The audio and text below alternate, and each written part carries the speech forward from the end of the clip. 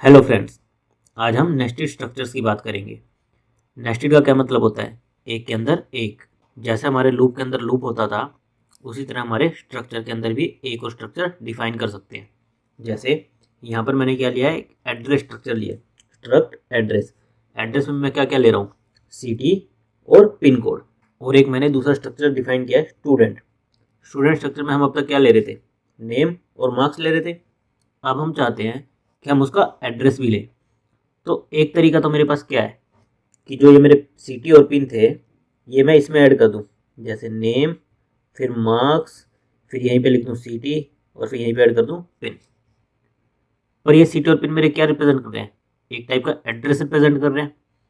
तो इसको better representation के लिए मैं क्या कर सकता हूँ, मैं नेम लूँ, मार्क्स लूँ, और एक स्ट्रक्चर टाइप का वेरिएबल, एड्रेस स्ट्रक्चर टाइप का वेरिएबल यहाँ पर मैं ले लूँ, जो क्या रिप्रेजेंट करेगा कि इसमें मैं स्टूडेंट का एड्रेस स्टोर करूँगा।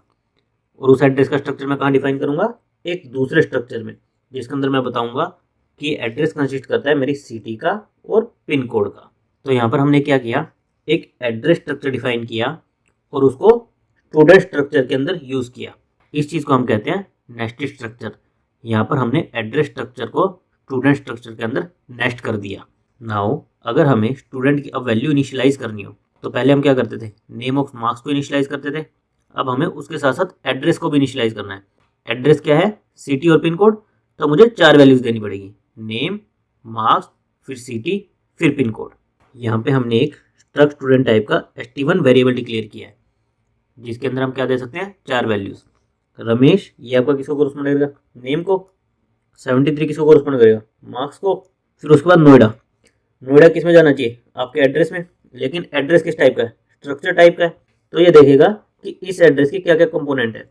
क्या है मेरा, सिटी, तो नोएडा जाएगा सिटी में। फिर 20301 जाएगा मेरा पिन कोड में। तो जिस ऑर्डर में आप वेरिएबल्स डिक्लेयर करोगे यहाँ पर, उसी ऑर्डर में आप इनिशियलाइज कर सकते हो। ये जरूरी नहीं कि आपका जो स्ट्रक्ट एड्रेस है ये लास्ट ही वेरिएबल होना चाहिए था। ये फर्स्ट भी हो सकता था, सेकंड भी हो सकता था, और लास्ट तो हमने यूज़ किया ही है। तो जहाँ पर ये एड्रेस होता, उस पोजीशन पर आपको उसकी वैल्यू इनिशियलाइज करनी होती। जैसे अगर ये स्टार्टिंग में होता, यहाँ पर होता एड्रेस, तो आपको पहले नोएडा और 201 301 ये देना होता, फिर आपको नेम और फिर मार्क्स देना होता। अभी हम देख लेते हैं कि इस टाइप में हमें अगर नेम, मार्क्स या फिर सिटी या फिर पिन, इसको एक्सेस करना हो st1 वेरिएबल के थ्रू, तो हम कैसे कर सकते हैं। नेम को एक्सेस करने के लिए तो हमें क्या यूज़ करना है, st1.name। ये नोटेशन तो हमें पता है कि हम स्ट्रक्चर के एलिमेंट को एक्सेस करने के लिए डॉट ऑपरेटर का यूज़ करते हैं।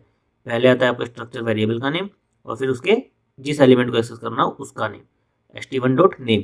इसी तरह मार्क्स को एक्सेस करने के लिए मुझे क्या करना पड़ेगा, st1.marks। अब आता है कि मुझे सिटी को एक्सेस करना है। सिटी किसका पार्ट है, मेरे एड्रेस स्ट्रक्चर का पार्ट है, और वो किसका मेंबर है, मेरे स्टूडेंट स्ट्रक्चर का मेंबर है। तो मैं क्या लिखूंगा, st1.address। इससे तो क्या होगा, मेरा एड्रेस स्ट्रक्चर पर चला जाएगा। फिर एड्रेस स्ट्रक्चर के किस मेंबर को एक्सेस करना है, उसके लिए फिर से डॉट, और जिस मेंबर को एक्सेस करना है, जैसे हमने यहाँ पर सिटी को एक्सेस किया है, तो सिटी st1.address.city।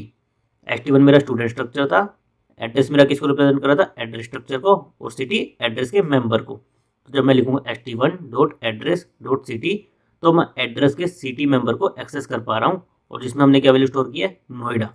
और इसी तरह अगर मुझे पिन वेरिएबल को एक्सेस करना हो, तो मुझे क्या लिखना पड़ेगा, st1.address.pin, और उसमें क्या वैल्यू स्टोर होगी मेरी, 201 301, जो मैंने यहाँ पर दी थी।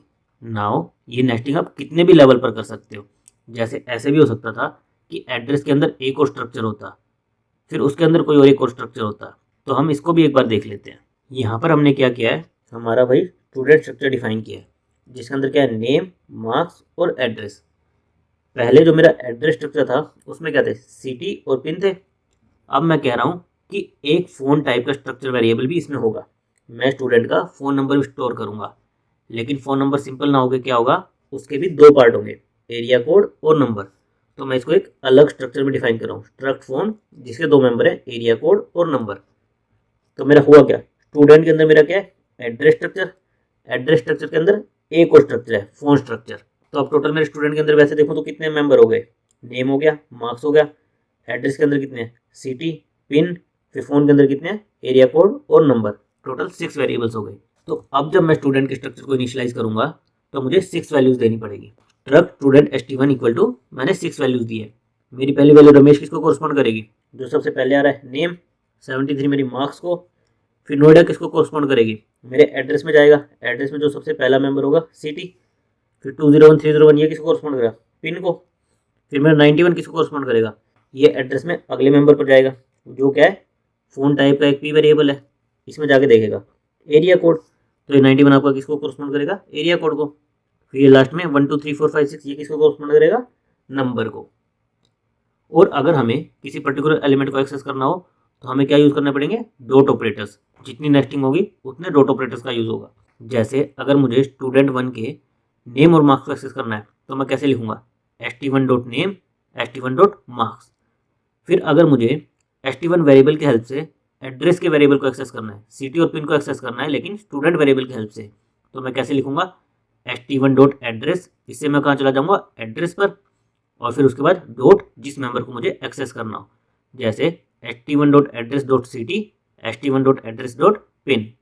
अब नाउ मुझे स्टूडेंट स्ट्रक्चर की हेल्प से अगर फ़ोन मेंबर को एक्सेस करना हो, बेसिकली फ़ोन के एरिया कोड और नंबर को एक्सेस करना हो, तो मुझे क्या करना पड़ेगा, st1 डॉट एड्रेस। इससे मैं कहाँ चला जाऊँगा, एड्रेस पर।